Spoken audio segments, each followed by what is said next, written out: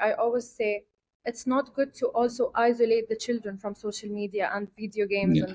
and but we need to learn how to balance things out because they're kids and they don't know their own they don't know if this is right or wrong for them. They don't know anything yet. So it's like it's a very big and hard role for the parents to actually uh, maintain their children, because if they don't have time to like go and get ice cream with their child, they're just gonna open the TV, open video games, and tell them, here, take this, play with your friends. But I don't think that like that causes separation and a very low bond with the parents also. Not just causes the child to be anxious and angry all the time, but it also lets the parent not have like the good connection with their own child.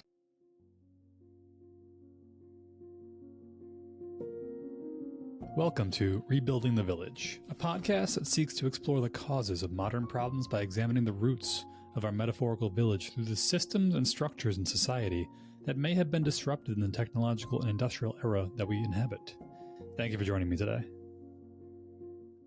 Your background is in behavioral psychology. Where did you study for that, and where are you focusing on right now? So I'm studying in Dubai in the Canadian University. And I'm still in my third year now. So I'm an ongoing therapist, like not yet a therapist, but I do have a clear understanding of everything going on. And I would like to share my understanding and the reasons behind increasing feelings of disconnection despite digital like interconnectedness, if that makes sense. It's a crazy paradox how we have more communication and connection technically than ever, and we're getting further and further apart. Exactly. So I just want to like share with the world why that is happening. Why with the social media and all the advancements and people still feel apart and families are not connected like they used to be. Why is that? We'll start with that, because I can give you my perspective, things I've seen, but I'm curious because you have an interesting perspective that you're, I don't know the time zone difference, but you're in a completely different country. It's a different perspective, different. It's probably a different culture, different part of the world, but it's having the same problems, even though it's like a different part of the world. The exact same problems are happening everywhere. So, what's your perspective so far, and where this is coming from? So I have like 5 points to address, but I feel like the first one that I should address is the superficial interactions. So digital communication, so it often lacks the depth of face-to-face interactions. So it leads to shallow connections. Um, Platforms like Facebook, Instagram, and Twitter, they encourage the brief interactions like comments, likes, rather than meaningful conversations. It's true. So I feel like that's why in our day now, in our time, everyone's just relying on, oh, what my friend posted, or like no one's really like seeing each other anymore since there's like messages, and you get me? Yeah. And I've noticed this a lot where it's say back in the day, how you maybe would see people intermittently. You wouldn't see them 24 hours a day. Maybe if you had like some cousins who had kids or friends who had kids or something, like you'd see them once a week maybe, or once every couple of weeks. And in that time that you didn't see them, you had things that you were doing so that when you saw them, you got to talk about it. So then it was a conversation like, oh, I haven't seen you in 2 weeks. Let me tell you what happened at work, and my kids are doing this and that. And it kind of gave the conversation. But now, every 24 hours of the day, people are posting their entire lives on social media. So it's like, I already know exactly what you are, where you're going, what you did, what you plan on doing, what your kids are doing.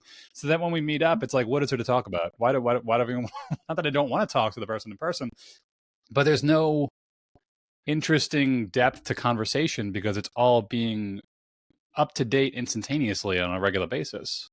Yeah. That's true. Yeah, that's exactly my point.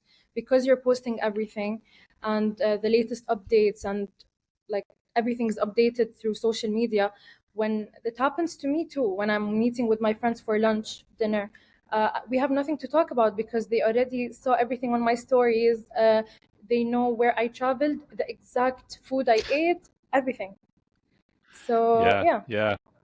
it's like people are like, what's the point of meeting anymore? Like there are messages, there are posts. You get me? Yeah, that's what's happening now. I had yeah, I have friends who live down south from where I am, and I usually keep in touch with them. We will play like video games together because they live about 12 hours away. It's about a 3 hour flight, but they're pretty far away. And we'll keep in touch through, we play games together online at night, at the end of the day, at the end of the work week. That's our way of kind of just keeping in touch. And I went down to visit them like 2 months ago in person, and I hadn't seen them in person, but I've heard their voice and I've done things with them online tons. But I remember when I was in person, like the entire time, I was just like so energized and so wired. And even they were like, "What is going on?" Like, I don't know. I just feel like so good right now. And I don't know why. And it dawned on me like I haven't like spent quality time with them in person for like 6 months, and my body was just like, oh my god, finally, thank you. Like you're actually like physically interacting with people in person, talking to them, just like they're here, they're in person, because you can't substitute like even right now as I'm talking to you, I can see your face and facial expression, hear my voice, but it would be totally different if I was sitting directly in front of you, Yeah. and your body knows the difference. Mm-hmm. True. So you study behavioral psychology, correct?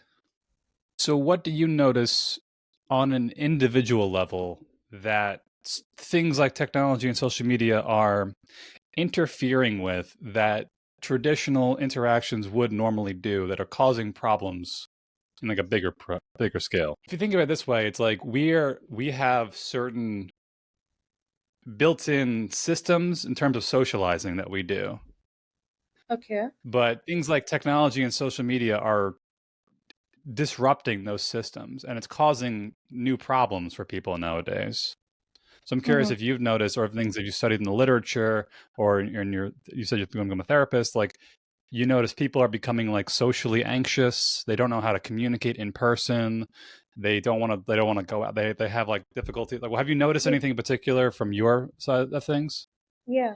So people start getting the avoidant attachment issues actually, um, from how much we're so dependent on our phones, and we stop knowing how to actually like communicate face to face, and we start being very anxious around people. And it actually happened to me during COVID-19. Happened with everyone. We became so just dependent on being alone, and we forgot how to really socialize and talk to people, and it didn't become necessary for us anymore. I mean, that's from what I know. It definitely caused a lot of disruptions. Have you noticed anything in your own studies or things you've learned about with children as Hmm. far as technology goes and their development? So I think children are becoming more, what do we call, angry all the time from how much video games they're playing. We can say that. That's what Said I studied. angry? Angry, yes, and always Angry. anxious. Okay. Yeah. Yeah, they're always angry and always anxious. uh they always have like I always see them. uh they just have like sudden bursts of anger from the lack of like, oh, like their mothers took the iPad. They can't even have, you know off time, if that makes sense. Like they don't know how to No, socialize yeah, anymore. makes perfect sense. Yeah, Yeah. and I think in that regard, I've noticed this personally. There's a book I just finished reading recently. It's called The Anxious Generation. I don't know if Mhm. you're familiar with it. And basically, it's a book talking about how technology is going about essentially almost like rewiring young kids and their behavior patterns at a young age because of the way that we're exposing kids to communication and technology. And we're also stepping too much into interfering with those processes. But things like the phone or video games, I noticed, even personally, I noticed I had a problem when I was younger with video game addiction. And I'm about 35 years old now. I've pretty much got it under control now. I don't play like impulsively like I used to, but when I could definitely tell from experience where it was like when you mentioned the kid getting angry and anxious when the parent took the thing away, that's got to, I would imagine that's a sign of like addictive withdrawal. that like the kid is like not getting that stimulus. But I noticed one part of the problem was difficult for me was like, for example, when I go to sleep at night, my phone is charged in a separate room from my bedroom. Because if it's in the same room as me, I can't stop thinking about it. Even if I try my best not to. I'm literally just thinking like, oh, I wonder if anything I could Google this, I can look into that, I could check out this YouTube video. And I had to literally separate it physically into a different room so I wouldn't have the temptation to just reach over and grab it and then like 3 o'clock in the morning scrolling through my phone wondering why I can't sleep that night. But I also understand in the case of like kids and gaming and technology where it's like you need to get time away from the device and then you need time to get yourself slowed down enough to not also want the device. And that's becoming problematic because I think a lot, I would imagine maybe you've seen the same thing, that a lot of kids, a lot of parents are using the devices as an alternative to keeping the kid relaxed, contained, not acting Yeah. out, rather than teach the kid, like, okay, you've got energy. Let's figure out a creative way for you. Let's go out to the park. Let's go out, run around the backyard. Do something creative and fun outside rather than say, just pick up your phone. And it's causing a lot of problems on that level. I'm not saying that. I have a point where I always say it's not good to also isolate the children from social media and video games, Yeah. and you know, but we need to learn how to balance things out because they're kids and they don't know their own. They don't know if this is right or wrong for them. They don't know anything yet. So it's like it's a very big and hard role for the parents to actually uh, maintain their children because if they don't have time to like go and get ice cream with their child, they're just gonna open the TV, open video games, and tell them, here, take this, play with your friends. But I don't think that like that causes separation and a very low bond with the parents also, not just causes the child to be anxious and angry all the time, but it also lets the parent not have like the good connection with their own child. This is with the technology. You mean giving them technology, or not also not interacting with a kid because the kid's in technology? You mean? Yeah, yeah. So because you're Yeah. giving them too Yeah. Okay. much uh, screen time, you're not spending so much time with them just because you don't feel like it, but then this will keep going on every single day till when? Yeah. Yeah. It's setting a precedence to basically say to the kid, basically saying, you'll get an hour of my time and then you'll get 8 hours of screen time. And then that becomes Exactly. the norm. And then the kid, if the kid has a problem, if they need to like work on something, they're just going to go to the screen time, trying to find the solution rather than the parents.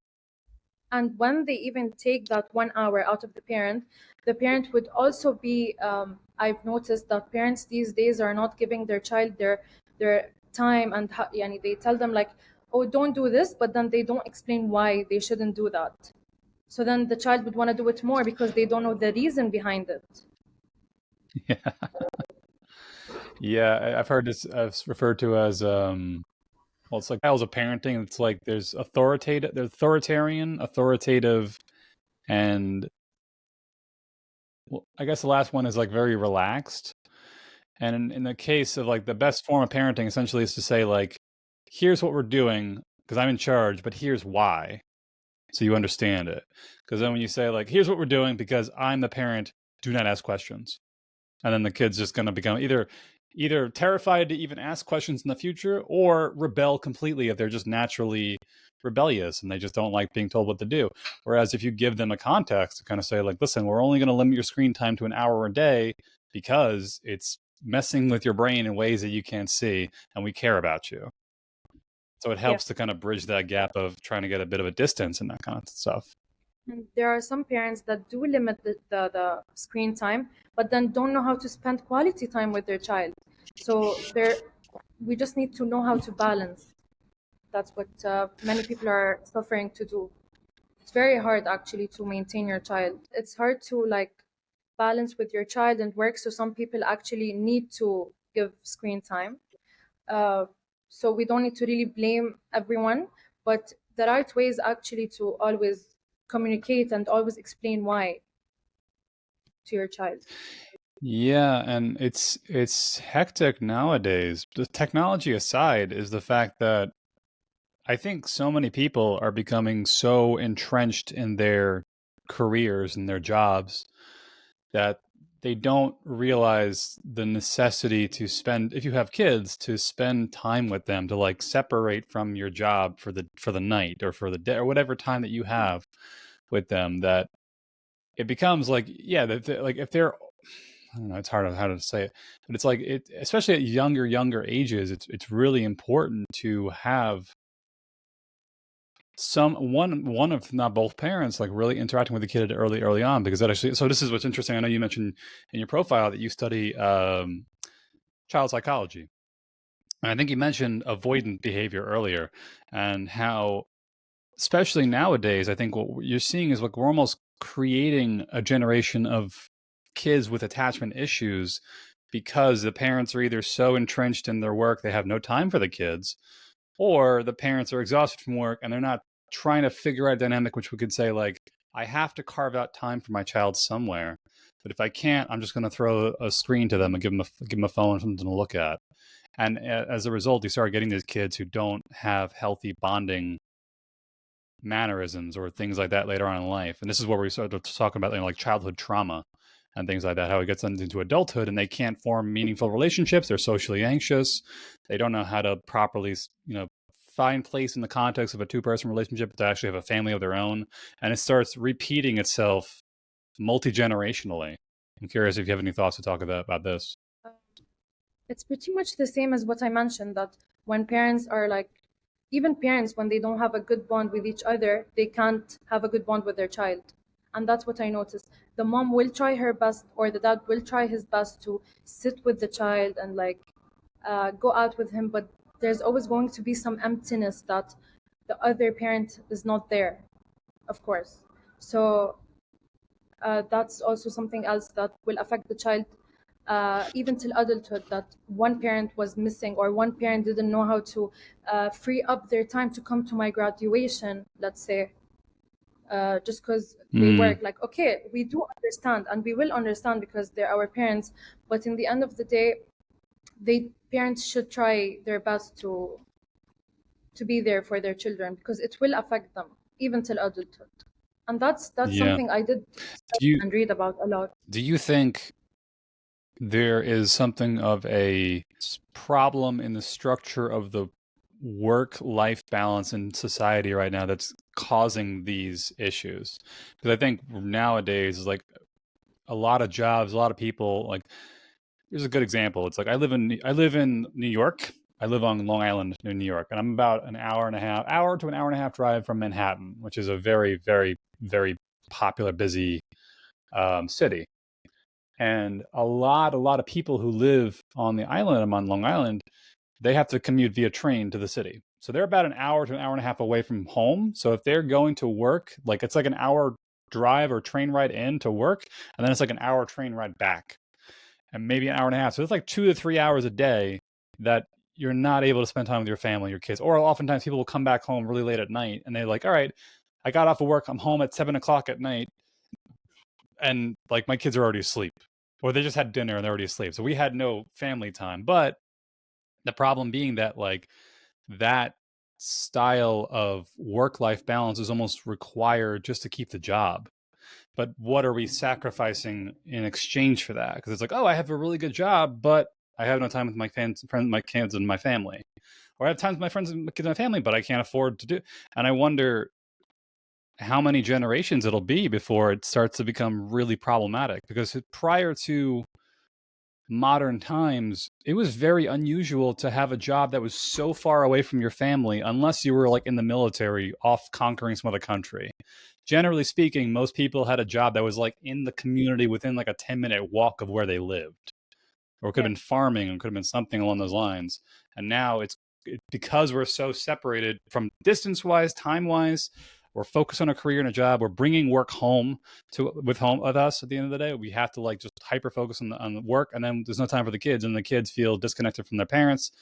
And maybe the parents will say something like, well, you know, I have to do this job because I need this job and because we need to live here. But it's like, well, is it possible to move somewhere else where you can have a better work life balance, where people respect your time and you can have a job that's like, maybe you don't make as much money, but maybe the cost of living is different, but you also have more time with your friends and family and kids. Yeah. What you said is so true. Work is affecting family and family dynamics and how a family should really bond. Um, but I don't think anyone would sacrifice their salary for for their family, which is like the hard That's truth. I don't think that anyone would do this because everyone needs it right now. Everyone needs every single penny they can get, and that's what I feel is happening. do you feel like more is that more especially nowadays I guess more nowadays because of the cost of living that people need every penny they can get. And so yeah, I could be making more money if I picked up a job in New York City in Manhattan, or if I was in Dubai working in Dubai. I'm sure the jobs there are great, but part of the problem then again is like what are you sacrificing? Something somewhere has to give. And if you start doing this multi-generationally, you start wondering why like you're like you busted your butt and you made tons and tons and tons of money for your family. You have a giant house but your kids hate you and your family doesn't want to Exactly. talk to you and you have no connection to them. And in the case of the cost of living thing, it is difficult. It's a very tough thing to balance out, to say like, well, sometimes you literally can't afford not to.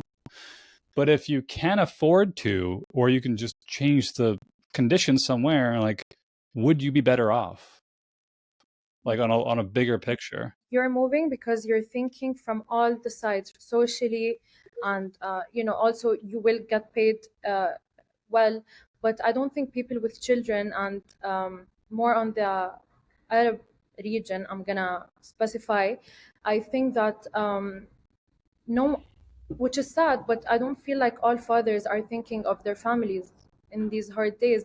All they're thinking about is money and how I should get the money, and no one is really focusing on how important it is to really sit with your family. When you say like get the money, is it more of like I need this money to pay for my family just to survive where we're living, or is it more like I define my sense of status and self-worth by how much money I make? It depends on the person, but the people I'm seeing, they can get, it depends on the person. Honestly, I can't give you an answer. Yani, people, some Situational. people, Yeah. yeah, it depends because I feel like here nowadays it's very hard to find a job in the UAE. So whatever job the fathers or the mothers are getting or finding, they're just grasping into or holding into it because even though they are sacrificing their family's time or the bonding time, but I mean some people really do need it. They do need the money, so they would sacrifice, which will put like a negative impact on the child and the whole family. But what can they do? Some people really like have no option. Yeah, and I it's a bit of it's like almost like a gigantic cycle. I think that the world tends to go through where like I'm curious, UAE, United Arab Emirates. What what is the general demographic of types of jobs that you see around there? Like, what is the majority? Because I could tell you, like, New York City's a lot of finance, for example, technology and finance, but there's not a lot of like farming near me. But if I go down south or more west into the middle of the country, tons of farming, tons of rural jobs and things like that. So, what is the breakdown demographic of the UAE? I feel like there's a mix of everything. I can't give Everything? you a Okay. Yeah, I can't give you just one thing. It's a mix of everything, but in general, when people are graduating, they're not finding job. What They are they don't want the graduating with on average? What kind of what? No, I can literally name anything for you: psychology, dentistry, Ah, mechatronics, civil engineer, everything. Because they don't want wow. beginners these days. People want a ready person that already tried Experienced. yeah, experience. Yeah. Yeah, and I think part of that problem there is it's like this is when I mentioned before about the cycles of things, and I have to find a way to articulate this properly. The problem I think comes down to the fact that we're desperately trying to the simplest way we're trying to squeeze every drop of juice out of like the lemon or the orange or whatever you want to say by optimizing everything to the absolute complete max right now, but we're sacrificing the future as a result. And in that capacity, it's like, well, if I'm a company and I'm trying to make money and I want the most experienced, technically well rounded guy ever, it's going to cost me now to invest money into training an unskilled person. But later on when they're skilled, they'll pay me back by being productive. But a lot of companies, I think, and a lot of people around the world, basically saying like, we don't want to spend the money now. We want the money now. We don't want to spend it now. We want it now so we can get it now. But at the same time, it's like, but if you don't start training the future generation of people who are going to do these jobs, because the old people who are going to retire, they're going to leave. You're going to be left with nothing but unskilled people because you didn't give them a chance to learn this stuff. And I think that regard, it starts to create like a multi-leveled problem where it's like people can't find jobs because companies only want skilled labor because they're not interested in investing in skilled labor. So these people are having to just take whatever jobs they can get instead of focusing on the natural skill they would have had, they went to school for, they studied for, be giving a chance at beginner entry level stuff so they can learn that kind of stuff. And then later on, like I said, the company ends up having people retire or quit, or the people that they're working for is getting too expensive, or they move companies entirely. They can't find anybody to work because nobody wanted to invest in the next. And so this is why I asked about like what the breakdown of job demographics is like in the UAE, because I think in a sense what you see historically, the most successful societies you might have seen throughout history were the ones that kind of had like almost like a bit of like a relatively linear line between like very well off, middle class, and then like maybe lower class. But there was some fluidity in there to kind of say like, if you work hard, you'll be middle class. If you work really, really, really hard, you'll be upper class. And if you're really, really lucky, you'll be upper, whatever. But at least at the very least, it's like there is a job somewhere for you doing something so you can at Yeah. least support your family and have time to take care of them. And now like that gap is getting wider and wider and wider, and there's just you're either like near the bottom or you're near the top, and the middle class is just getting squeezed out. Yeah, I'm with you on this. Yeah, I do see that. I do see it these days. Even even when you work so hard for like this, place in the job, I don't know. I feel like someone wealthier, someone that just is older than you, or no, sorry, younger than you these days. They want the younger people, uh, will eventually like take it. Yeah, I wonder. I don't know. It's tough because it's part of the problem. I've referred to this as productivity creep, where like you're creeping up, you're trying to squeeze out like more and more and more productivity at bigger and bigger expenses. So it's like if we invested $10, we got $15 return on our money. Okay, cool. I got a 50% return. It's great. But then we invest another $10, we only get like a 10% return. And invest another $10 and only like a 2% return. And it's getting smaller and smaller.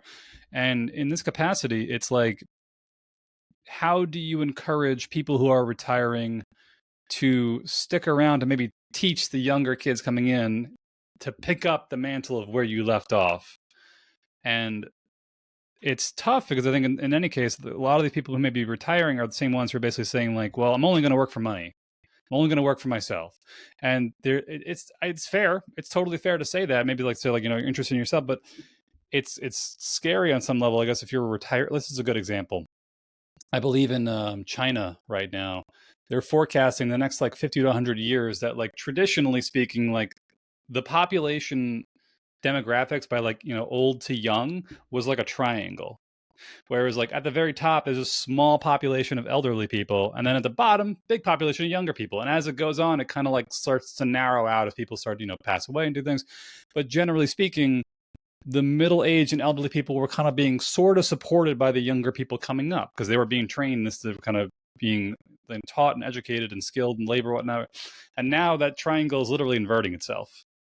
That like their population is on like a lot of countries in the world like are forecasting a population collapse, and the question is like, how do you encourage younger people to try to step up and get more involved in the world when at the same time they're looking around and saying like, no matter how hard I work, I can't get a job.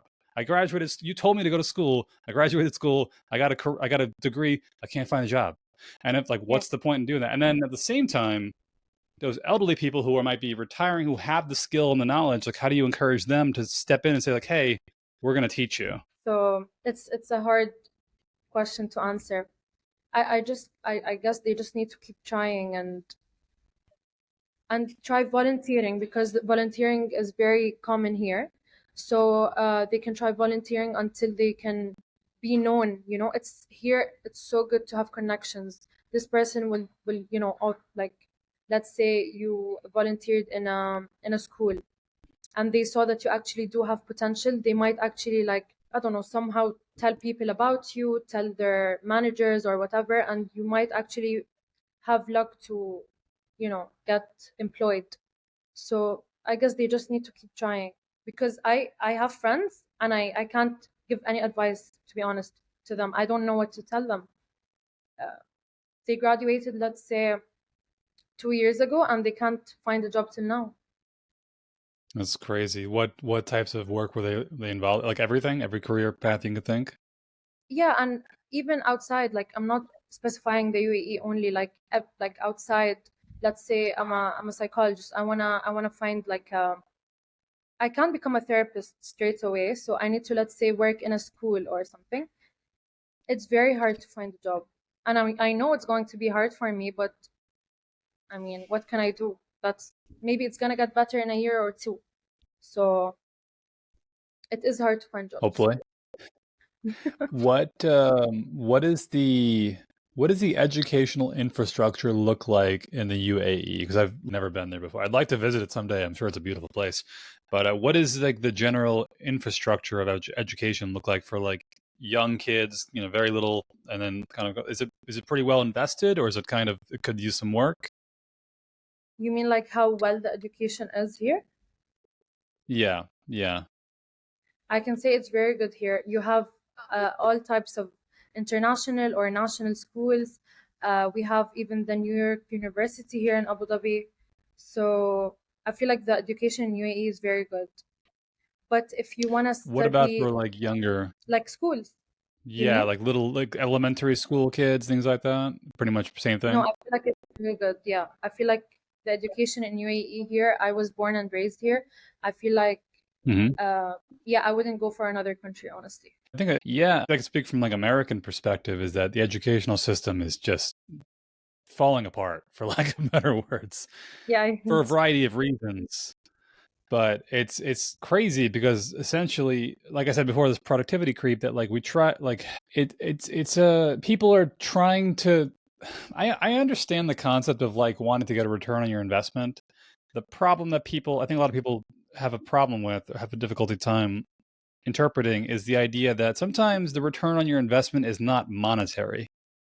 Sometimes it comes in different forms. And a good example is like if you're investing money into an educational system, they're not going to be producing tons of good money right away. But if the kids are well educated and they're smart and they're skilled, and then like, 20, 30 years from now, if you still own a company and you want to hire some new people, oh, hey, look, the kids that you spent invested money in are now skilled and educated and can actually work for you, be properly and get. So the return comes later on. But yeah, especially in America right now, it's just like it seems like they're trying to desperately to minimize spending, which is it's fair to a point because there are some school systems here in America, colleges and whatnot, that are just like they shouldn't they shouldn't be teaching. They shouldn't be. They're really they've gone off the deep end. But it's tough to figure out. Like I'm curious, are most of the schools in the UAE, like, for example, if you have a little kid, is like first grade, second grade, third grade, fourth grade. I'm not sure if it's. I know some countries invert it. I'm not sure what it is like in the UAE. Are most of those schools like tax funded and publicly supported by the government, by the societies, or is it mostly private schools? Everything is funded. No, I mean, like, not everything, but I mean, everything is, how do I explain it? Like, let's say, well known. Everything is, like, you can go in the school or in this uni while you're, like, reassured that it is good, and you will find jobs, let's say, after you go in that particular school or uh, university. There are public schools and there are private, so it depends on what you like. Yeah, but even in like in the simplest case, like even the let's say like the poorest of poor people still have some degree of access to some degree of quality education, Yeah. even if they're not doing as well. And I think that's part of the reason why like the UAE is really kind of coming up in the world, among other things. But you mentioned you had some topics you wanted to pull out and talk about. Anything in particular you want to speak about? Yeah, I want to speak about, um, how, let's say, women should always hurt their self-esteem, let's say. I want to focus on that part, Okay. and how women should not settle for like just any man that she finds, because I feel like I'm meeting many women that are just settling for anything she's finding. So Okay, it's yeah, an so interesting topic to unpack. Yeah, the gender differences and things like that. So, yeah, okay, how does this tie into behavioral psychology and things like that? let's say women did not Hmm. receive good love and care from her parents, and then she's going to go find it with a man or from a man. And even though this man, no one would literally like, anyone would know this man is not a good person, she would always feel Hmm. like, no, he's lovely, he's caring, he loves me, even though it's obvious that he's so toxic and, you know, all the other stuff. So I always want to like talk about this topic. I've always wanted to like pinpoint that we shouldn't really settle for anyone that just comes in, you know. That's fair. Uh, I'm curious because I could take that topic and I could split it like five different ways, and because I'm interested to like on so many different sides. A lot of people will take moments like those in discussions. So, for example, if you have a friend who's a female friend who's dating a guy and the guy is a complete piece of crap, I always wonder, like, where did this guy come from? Because, like, he didn't just come out of thin air. Like, something somewhere in the world, some family somewhere created him, or some environment created him. And then on the flip side, how can't she see that he's like a toxic individual? And then, like, it's like, what is their dynamic that they're now coming together trying to make this work when it's inherently unstable? But I think it ties in nicely to this question of like family systems we talked about earlier with like childhood trauma, where it's like, okay, this guy is a piece of crap, we'll say, for whatever reason. What happened in his family that caused him to be a piece of crap?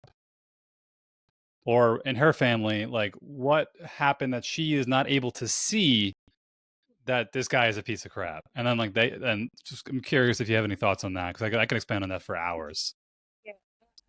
About the woman, I feel like her parents weren't emotionally available for her, and used to just tell her like, "Oh well, this is wrong, this is bad," without actually explaining why it's wrong and bad. And they were basically just not available for her whatsoever. So then she needs the love. Us as girls, we always need someone to like, give us the attention and the care and provide for us. So if the parents aren't doing this, women will take it from someone else. What is it in healthy family dynamic that shows a young woman what to look for in a prospective mate? If the dad was a good father, she would choose the man to be like her father. So Even what for would you define as a good father? a father that's available for her, that loves and cares for her, uh, doesn't, like, let's say, abuse her physically nor mentally, and actually teach her the right from the wrong from a very young age. Yeah, that's what I think an available father is. A good father is, I mean. So So this, if you have a woman, we'll go back to men in a second, but if you have a woman who didn't have that growing up and she's got toxic relationship after toxic relationship after toxic relationship, how do you as a prospective therapist go about addressing that with a woman to try to like almost teach her like these are the kinds of guys you keep looking at because these are the behaviors you learned growing up, and this is what we have to try to change in order for you to find a healthy person and be happy with yourself? Like what's the approach there? so I would sit her down, make her know that obviously I would want to know the type of men, like what are they doing, like why are they bad men. Yeah, so I would want to know why she's saying he's like a bad man. I need to know what he's doing, and then I would ask her about her childhood. That's the first thing that I would do, because I feel like all the things that have like shape us now is our childhood and what happened in it. So in order for her to stop going back to those men, I should look in what happened in her childhood and cure that, and make her realize that she should go for men that are respectful, caring, all the bare minimum stuff. Yeah, that's true. The only interesting, I guess, the childhood thing it does tie into it too is the problem that like a lot of people now are getting impressions of who they're supposed to be based on social media. So I've heard stories of parents who were like fantastic parents, but the kids got their hands on Facebook and Instagram, and within like 2 or 3 years, like their perception of what normal and healthy and like productive got completely reversed. And it's interesting. I wonder, like, how do you tie that into that process? You mean like how do children, how are children shaping themselves based on social media? Yeah, because I can think of examples where like both parents were like awesome, present, caring, loving, took care of their kids, and then somewhere along the way they got a phone, and then like they got Instagram, and they got Facebook, and then they got this, and all of a sudden like their perception of what was normal. Personal examples from me is that like I work out a good amount, but when I was younger, I hated my body. I'm very tall, I'm very skinny. I hated my body. I hated it because I would always see like, pictures in magazines of these big, tough, muscle bound guys and six pack abs. And I was just like, if I don't look like that, girls are not going to like me. But Yeah, I had plenty of girlfriends over the time, but for a long time I was like, but if I don't look like that, and they would tell me like, I'd have girlfriends tell me like, I don't care that you don't have a six pack. It's fine. And I'd be like, I don't know if I believe you because that's what they told me over there. But it's yeah, the same thing that applies to young women now too, which is like, if I don't have a perfect body, then how is he going to like me? If I don't have like, I look like Kim Kardashian, how are they going to like me? And yeah, it's becoming difficult now to kind of say like, maybe your parents really tried to do their best and take care of you and love you and show you're worthwhile. And then social media came along and said, forget all that. You need to have a six pack abs and be beautiful, or no one's going to like you. yeah. So I'm not saying that only parents change us or make us like pick the wrong or the right spouse. No, of course, everything else like social media is a very big aspect, as we said. Um, but fathers and mothers being available will have a greater impact on us than social media, and that's what I think. Because as you mentioned, like you used to see those men and whatever, but let's say your parents were available and teaching you that no, this is not right. You're like perfect the way you are, and just giving you the support you need. I don't think that you would need it from any girlfriend later on. It's tough though because it's like social media technology in general is getting better and better and better at like poking that part of your brain that wants those things that your parents can give you in a healthy way, but at a younger and younger age the kids may not realize like Yeah, that, like if their parents are, well, so if their parents are being like disciplinary but they're telling them why they're doing it. It's like, well, we're okay. You did bad on your test at school. We're taking away your Xbox for like a couple days because we love you and need you to focus on doing better in school. But that kid can just as easily go online and say like, my parents took away my Xbox. What do I do? And then all of a sudden everyone is like, oh, your parents must be, evil people. Why would they do that totally. to you? When in reality they're trying to do the right thing to take care of you, but it's easy to find a perspective that lines up with how you're feeling rather than say like this is the best way to go about doing this thing. Yeah, I get where that's coming from. Where what you said, uh, that friends and people on social media can really like also change our mindsets and make us feel like our parents aren't good people or didn't raise us in the right way. Yeah, yeah, yeah. So we'll take that point from earlier and we'll flip it the other direction. Would you say it's very similar for guys? Like we talked about that example of the girl who's falling in love with the bad guy. Where is that guy coming from? Because it might be slightly different from a male perspective than from a female perspective as to why you end up as like a toxic individual, for lack of better words. But my focus here would be on women because from a guy's perspective, I've never met a guy that was with a bad girl. In my, I've never met. It's always the guy that always does the bad stuff. Okay, so out of curiosity, because I don't know much and I'm literally just speaking off the cuff, I'm not familiar. What is there a general sense of social and cultural norms in a place like the United Arab Emirates or the Middle East for men and women that's pretty broad across the board? Because especially in America right now, or at least in the West, those kind of traditional, we'll say like roles that we may have played, like the motherly figure or the fatherly figure in a family setting, is starting to get dissolved. And it's causing some weird problems as a result. But I'm curious in that context, you said like I've never met a bad guy, a good guy with a bad girl. But here in America, I can tell you, I've seen plenty. I've seen plenty of that. So I'm curious if there's something in the social fabric that kind of almost prevents it or discourages it in a way that's going on. Honestly, I have no Because it's idea. easy. Because it's easy to say like I've never seen a bad girl ever. I mean, it's like I can tell you firsthand. Like I've met plenty, but I've also met plenty of bad guys too. And where they come from tends to be different places. But my suspicion is that there's something going on like a societal level. It's kind of encouraging these bad behaviors on both genders and both sexes. Of course, there are bad girls, yes, but from my like in my opinion, I see that the men are the ones that are always affecting the relationship, like in marriage, in relationships. That's what I think. From Of where you course, live, or a global perspective. no, from where I live, it's always the Gotcha. man. Okay. It's always the man that like needs to, like, like, you do this and you do that, and you can't have like a saying in it. So yeah, patriarchal kind of structure, a little bit like toxically patriarchal. Yeah, like in a healthy society, you kind of have a mix of both perspectives. Where it's like Mhm. if you can think of society as like a mother and a father, and they both kind of have like their input into how they're raising the kid, which is society. There's a reason why each person comes to the table with different things that they value.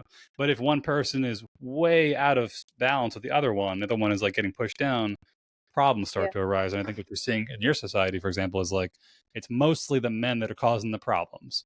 And I think maybe what you could say, especially in the West, is like feminism as a movement came about as a counter to that oppressive masculine perspective, but it may be going too So far. I'm curious in the case of like the women who will find the toxic men. You mentioned they may have had disruptive family structures at home. Do you see them often? Because one thing I've noticed through my time is that oftentimes, well, back in the day, for different, no, it's hard to really pinpoint this one. For the most part, if you're single and you meet somebody new, guy or girl, if you're a guy, you meet a girl you meet a guy, or maybe if you're gay, whatever the difference may be, and you meet somebody new, at some point, you're going to show them to your friends and family. And generally speaking, if you have a healthy relationship with your friends and family, they might call you out and say, like, hey, just so you know, I love you, I care about you. I don't really know about this person. Why? Because like they did this, and this, and it's not really that good a behavior. But oftentimes what you see is like people either don't have that around them or they're actively ignoring it. And that's what leads to these toxic, crazy relationships in a way. That like this is the concept like the village that I talk about, rebuilding the village, is like you kind of need a village of people around you to protect you, because you yourself may become so like in love with a person who's actually just manipulating you. You don't even realize it. but I don't think that women in love would listen to her parents or her friends. Yeah, the same thing with guys too. I've been there before myself, where I was in love with a woman, and my friends were like, "This is a really bad idea because of this, and this." I'm like, "You don't understand.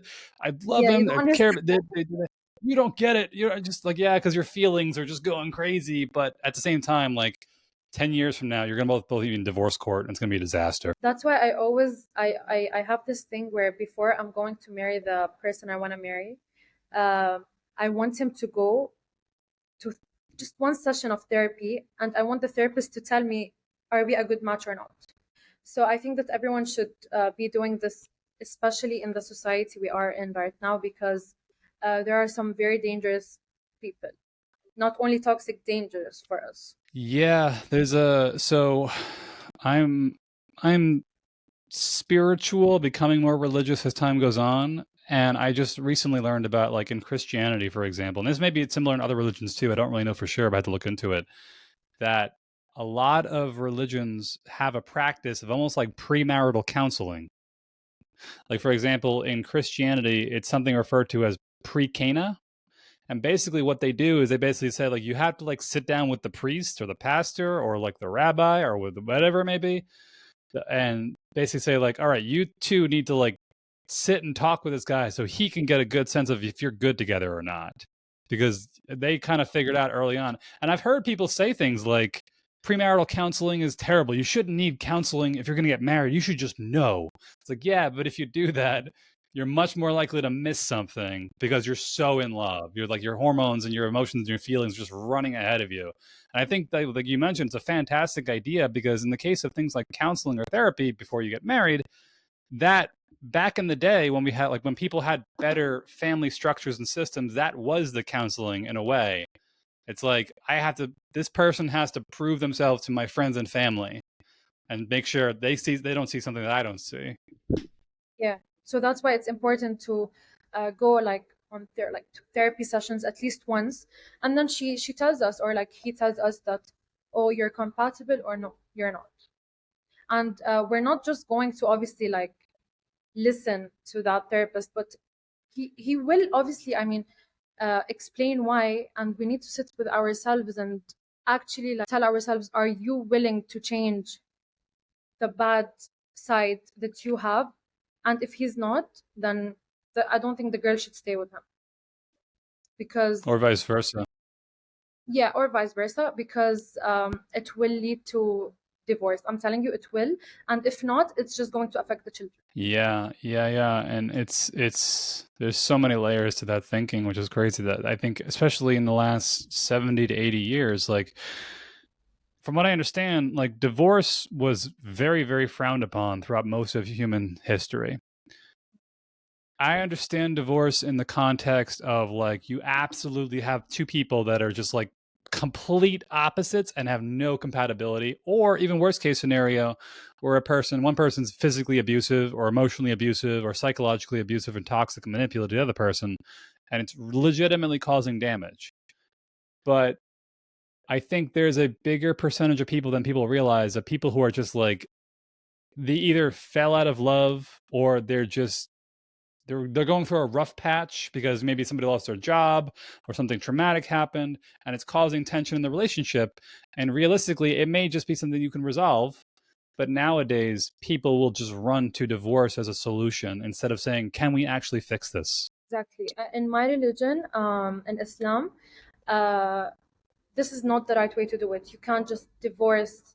I mean, you should not divorce if it's not like something very major and that you cannot handle and that you cannot fix.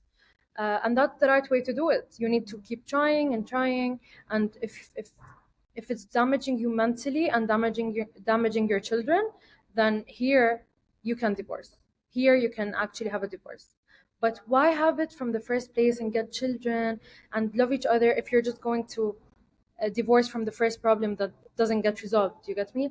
We should. I feel like couples should keep trying and trying, and if it's really affecting them and they cannot anymore, then here you can actually take the divorce, in my opinion. Yeah, and I think part of the problem becomes nowadays is that with things like technology and social media and addictive phones and video games or whatever it may be, or even things like dating apps, the problem becomes is that like it's more within reach to get things that will make you feel better in the moment rather than encourage you to sit down to try to figure out a way to solve the problem. And I think it leads to more relationship issues because it's like you said before, it's like avoidant behavior, but it's also like anxious and disorganized, different attachment theory stuff that people like. It's like I could sit down and have an uncomfortable conversation with my spouse, or I could just hop on Instagram or Facebook or YouTube and watch some videos and feel better. Or I could just go like, oh, I don't, my girlfriend's pissing me off. I'm going to go on Tinder or whatever, and just start talking to other girls, and they're going to make me feel better. Rather than say like, is there something here that's in you that needs to be addressed that you're ignoring? I feel like everyone is actually ignoring what's happening and just running to like TikTok and like, let's watch videos until I don't know what happens. So no one is actually willing to work on their relationships. I don't know why, honestly. Personal opinion, I think this is kind of part of the problem I see with things like technology and social media. Also, other things too. Like I mentioned, video games. Video games was like my way of saying like, I have a problem. I don't know what to do. I'm just gonna go run and play games for hours, and then the problem will just go away because I'm not thinking about it anymore. When in reality, it's like it's still there. You're just Think ignoring it of, right now. yeah. Yes. Yeah, it's stacking up. And I think part of the problem with like modern day technology is the fact that it's becoming so good at encouraging you subconsciously to take the easy way out, because it's getting easier and easier to run. You could be like in the middle of an uncomfortable conversation. You could literally just pull your phone out and just start looking on like TikTok or Instagram or things like literally right there. And you could literally escape while face to face with somebody.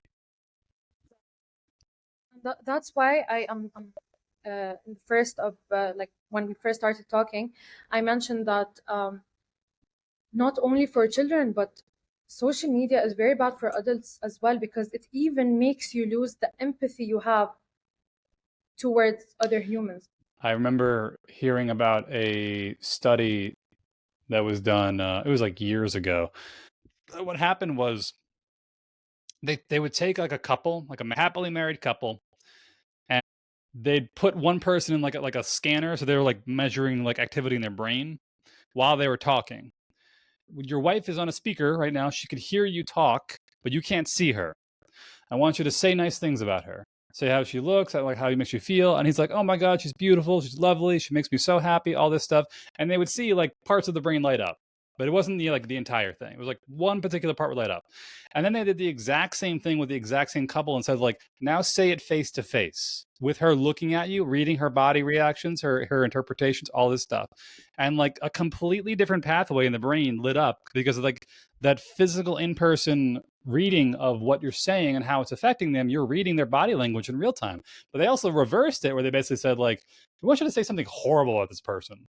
And like they'd be like, okay, well, I hate you, you suck, you're terrible, blah blah blah. Like, all right, now you're gonna do the same thing, but to their face. And they'd be like, I can't. I feel like crap. I feel horrible saying this. But then the question becomes like, well, then why would you say it on Facebook or via comments on YouTube or things like that, or even to yourself? But like you mentioned before, it's like there's empathy circuitry in your brain that needs practice to actually strengthen and know how to fire it properly, that you're not getting by if you constantly communicate through technology, because you need to physically practice reading somebody's body language, seeing how they respond, like feeling what you're feeling when you say it to somebody's face versus like over the internet where they can't see you. And it's causing a lot of problems because when people don't know how to empathize and they don't know how to react, the feeling is like, I don't know what I'm doing. I don't know how to interpret the situation. I feel weird. I'm just going to run to social media and or video games or something and hide. It's like a little kid covering up his face, thinking like, as long as I can't see you, you can't see me, so it's no problem. Exactly, yeah. I think it stems from immaturity, to be honest, when adults do this. And that not only this, they're scared to face themselves. They don't want to face themselves. They're scared of what's going to happen when they actually face themselves. I've heard this really good quote and I love it. It's something along the lines of how truth is like a flaming sword, and that it cuts off the parts of you that are no longer helping you or not holding you back when you hear it, but it also cauterizes the wound so that it doesn't bleed indefinitely. So it's like, this is going to hurt to hear this uncomfortable conversation with your spouse or talking to your children or saying whatever. It's like, this is going to hurt, but I'm doing it because I care about you. It's only going to hurt a little bit briefly. And then once it's passed, we're going to be good. And so many people, like I said, like the maturity thing, how do you get an adult that doesn't have that kind of mature factor to them? Well, they didn't have a healthy childhood or healthy parents teaching them how to have healthy conflicts, or they're constantly giving the kids ways to escape from dealing with their problems. You get these kids who are grown up and turn, like basically kids that turn into adults who have a very low threshold of maturity, who are not able to have difficult conversations and speak their needs and talk about what they want and what they need and negotiate and things like that. And the scary thing essentially is that we talked about earlier about like the people that were trying to squeeze every drop of like productivity out of people. The people in the world who are able to have those conversations and are not afraid to engage in conflict are the people that are benefiting the most from the other people who are not able to have those conversations. When in reality, the healthiest world we can have is where everybody from an early age is taught to know how to engage in conflict or know how to engage in conversation and difficult discussion at a young age, get enough practice doing it so that later on in life they're not taking advantage of. Similar to how we mentioned earlier with that girl, was getting taken advantage of by that guy because maybe she wasn't taught that at a young age. And then she grows up to be a full-grown woman and she's dating toxic men, and then the whole system then they have kids, and the kids don't get the process of teaching how to be mature, and then it just keeps repeating until you have a whole society that's starting to collapse on itself because of these behaviors at such a small level that are amplifying upwards. Yeah, and that's exactly why I said that childhood will impact your adulthood. It's very important what happens in your childhood. Like for me, I got stuck in an elevator when I was in a very young age, and now I'm claustrophobic and I can't get rid of it. I go to therapy and I'm just very claustrophobic. And just from once getting stuck in an elevator. So you never know. Maybe for you, it's like, oh, my daughter just got stuck and it's fine. Like, it's just like an elevator and she got stuck. But for her, it was a very major incident that just changed how her life is now, because it really did change it, because I can't go in an elevator alone. I can't go in a closed apartment alone, let's say. In that case, I'm curious, do you do any form of, or have you heard of anything with like exposure therapy? Yeah, I did. And when I exposed myself, I got stuck. When I actually went in an elevator, I got stuck. So no, I don't want to do it anymore. Like, I'm just doing You just therapy take the and stairs. yeah, stairs, or I wait for like my brother to come and take me, just have anyone with me. Yeah, it's crazy how like this is not the elevator by comparison, but for example, like I had driven somewhere locally that if I was to drive there, it was like 5 minutes, 10 minutes tops. But if I had to walk there, it was like an hour and a half walk. It was like it was about like maybe like 3-4 miles away and at a casual pace. And I got to the place I had to go. I got out of my car and I locked my car from the inside and left my keys inside. I didn't have a spare set of keys. It was back home. I had my cell phone was in my car too, so I couldn't call anybody to try to like get my keys to bring them to me.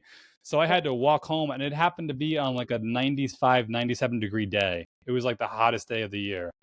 yeah, And I had like a 2-hour walk, just sweating my butt off, walking home. And that was like 3 years ago. Now, every time I get out of my car, I instinctively check, are my keys in my pocket? Every single yeah, time. Like, are my keys in my pocket? I cannot forget the keys in the pocket. yeah. And it's funny how it became like a part of my behavior without even realizing it, just because of that one incident, how much it can really just impact you and say you like never get in an elevator ever again, never forget your keys of your car ever again. Yeah. But the same thing with little kids is like if you have a childhood where the parents are doing things that are not really productive to your betterment, you're going to carry that into adulthood. And then you carry into adulthood, it starts to cause problems in your adult life. And then all of a sudden it starts cascading from there. And it's going to be a part of your personality without you even wanting it to be a part of your personality. The negative things you take from your childhood will really change your personality to the worst. Yeah. It's. I'm curious though. Do you think in the future you'll try any more form of exposure therapy, or are you just completely done with elevators? I Like, should, what but if? I don't Like, I don't know if children. you have a family, but what if you have little kids someday and they're like, "Oh, mommy, an elevator. We don't go inside." And you're like, "Ah, crap. I don't do I this." don't want to affect them. That's the thing. I shouldn't affect my own children. That's why I should actually like, get rid of this. I'm trying my best. What can I do? No, that's and really what it comes down to, and it's interesting when you learn about this stuff is like boiling the problem down to the smallest possible amount that you can handle and not judging yourself for that. So maybe in the case of the elevator, for example, we'll say like maybe you can get within 10 feet or 3 meters of an elevator and you freak out. Your body freaks out. Okay, that's it. That's your limit. That's fine. So you just sit there and stay there and wait till it calms down and then walk forward like a couple centimeters. Freak out. Okay, wait, just sit there, wait till it calms down. But at the same time, and I think this is a common thing people see with like therapy or any kind of coaching or things like that, where it's like you almost beat yourself up, like, really? I'm a fully grown adult and I'm afraid of this thing? Seriously? But at the same time, it's like it's not your choice to be. It's something that's separate. It's Yeah. inside your body, it's inside your brain, but it's part of you that's having an impact that you have to give space for and be like, okay, I'm gonna take it slowly, I'm gonna take up my time, and I'm not gonna beat myself up for having to go slowly about this and fixing this.